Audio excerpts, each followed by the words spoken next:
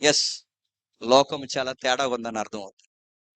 సమాజం చాలా తేడాగా ఉందని. అందుకే మీరు చూడండి 15 సంవత్సరాల క్రితం మనల్ని ఈజీగా పాడు చేయొచ్చు ఎవరైనా. కానీ 15 సంవత్సరాల తర్వాత ఇప్పుడు నన్ను పోల్చుకొని చెప్తున్నాను. 20 సంవత్సరాల తర్వాత ఇప్పుడు నన్ను కదపమని చెప్పండి.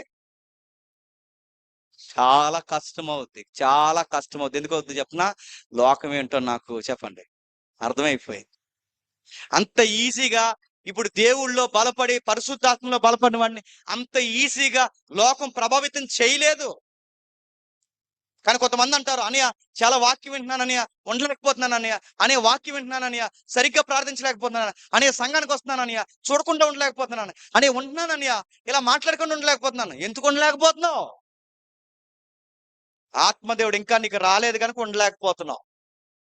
పరిశుద్ధాత్మ నీకొస్తే నీకు ఏది ప్రూవ్ అవుతుందో తెలుసా? లోకము ఫ్రాడ్ అని ప్రూవ్ అవుతుంది నీకు. లోకం తప్పుడు లోకం అని పరిశుద్ధాత్మను ఒప్పింపజేస్తారు. రేయ్, ఇక్కడ ఏది నీకు మంచి లేదురా, ఆ సన్నాసిగాలతో నీకు మంచి లేదురా, ఈ స్నేహితులతో నీకు మంచి లేదురా, ఆ పార్కుల్లో నీకు మంచి లేదురా, ఈ సినిమాల వల్ల నీకు ఉపయోగం లేదురా, లోకమంతా ఎక్కడ చూసినా పాపంతో నిండిపోయిందిరని నీకు ధృవీకరణ చేసి పాపాన్ని, లోకాన్ని ప్రూవ్ చేస్తాడు. నీకంటే నీకు అర్థమైపోద్ది లోకము చెడ్డ లోకము, లోకంలో మంచి ఏమీ లేదని నీకు అర్థమవుతుంది. ఇది ఎప్పుడు నీకు అర్థమవుతుంది తెలుసా? పరిశుద్ధాత్ముడు వస్తే అర్థమవుద్ది. చాలా మందికి తెలియట్లేదు. నేను ఎందుకు భక్తిగా ఉండలేకపోతున్నాను, నేను ఎందుకు బైబిల్ అర్థం చేసుకోలేకపోతున్నాను అంటే ఎందుకెందుకు కాదు, పరిశుద్ధాత్మని పొందుకోలేకపోతున్నా కనుకే నీకు ఎంత చెప్పినా ఈ బుర్రలకి ఎక్కట్లేదు. ఈ చెప్పిన వాక్యం ఇతనికి అర్థమవుతుంది, ఇతనికి అర్థమవుతుంది, అతనికి అర్థమవుతుంది. నీకెందుకు అర్థమవట్లేదు? ఇక్కడున్న ఆత్మీయ తీవ్రత ఈమెకి అర్థమవుతుంది, ఈమెకి అర్థమవుతుంది, నీకెందుకు అర్థమవట్లేదు? ఇక్కడ కూర్చున్న వాళ్ళకి ఈ వ్యక్తికి అర్థమవుద్ది, ఈ వ్యక్తికి అర్థమవుద్ది, నీకెందుకు కూర్చోవాలనిపించట్లేదు? లేదు, నీకు ఆత్మ లేదు.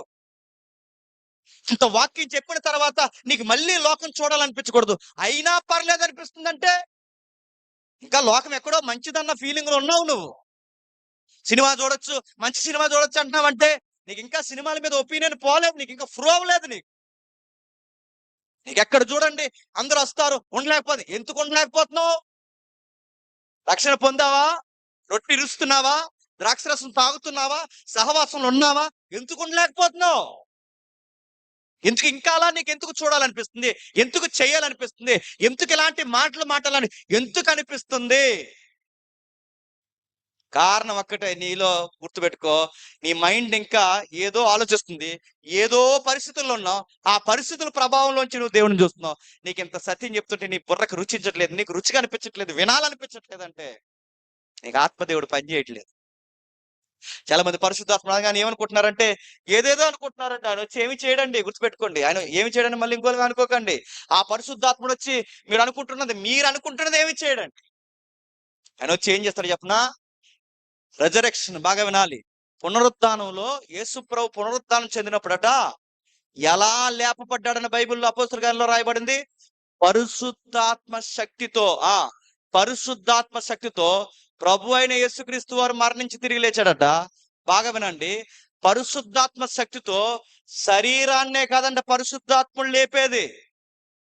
చెప్పండి. నీ పతనమైపోయిన హృదయాన్ని, నీ పతనమైపోయిన మెదడుని, దీన్ని కూడా మళ్ళీ పునరుద్ధానం చెందిస్తాడు. అంటే బతికుండగానే కొత్త మనసు ఇస్తాడు, బతికుండగానే కొత్త హృదయాన్ని ఇస్తాడు, బతికుండగానే ఒక మంచి మనిషిని చేస్తాడు. ఒకప్పుడు ఇవే కళ్ళు అక్కడ నీకు చాలా ఎంజాయ్ చేయాలనిపిస్తుంది ఆ బ్రాందీ షాప్ దగ్గర. ఇప్పుడు నువ్వు మారావు అనుకో, ఆ బ్రాందీ షాప్ దరిదాపులు కూడా నీకు వెళ్ళాలనిపిస్తుంది. నీకు అలా నీకు ఇంకా అనిపిస్తుంది ఇక్కడికి వచ్చి నీకు ఇంకా ఏవో లాగుతున్నాయంటే చెప్పండి, నువ్వెవరి గ్రావిటీలోకి రాలేదు చెప్పు. పైకి ఎత్తడపోత పూసుకుని తిరుగుతున్నావు. పాట చెప్పండి, ప్రార్థన చెప్పండి, హల్లెలూయా చెప్పండి, స్తుతులు, ఇలాంటి ఎత్తడపోతలు పూసుకుని తిరుగుతున్నావు. బయటే కడుగుతున్నాను తప్ప చెప్పండి లోపల వైద్యం చేయడానికి ఇష్టపడలేదు. లోపల వైద్యం జరిగితేనే బయటికి ఆ రసి రావడం తగ్గిపోతే, బయటికి అడిగే పని ఉండకూడదంటే యేసుప్రభు అన్నాడు, మీరు ఈ మెటీరియల్స్ కోసం ఆలోచిస్తున్నారు కానీ ప్రమాదకరమైనది లోపల ఉంది, ముందు దాన్ని మార్చాలి. దాన్ని ఎవరు మారుస్తాడు? నీ డాక్టర్ మార్చడు, నీ ఫ్యామిలీ డాక్టర్ మార్చడు, ఎవ్వరు మార్చడు. దాన్ని మార్చే శక్తి ఒక్కరికి ఉంది, పరిశుద్ధాత్ముడికి మాత్రమే.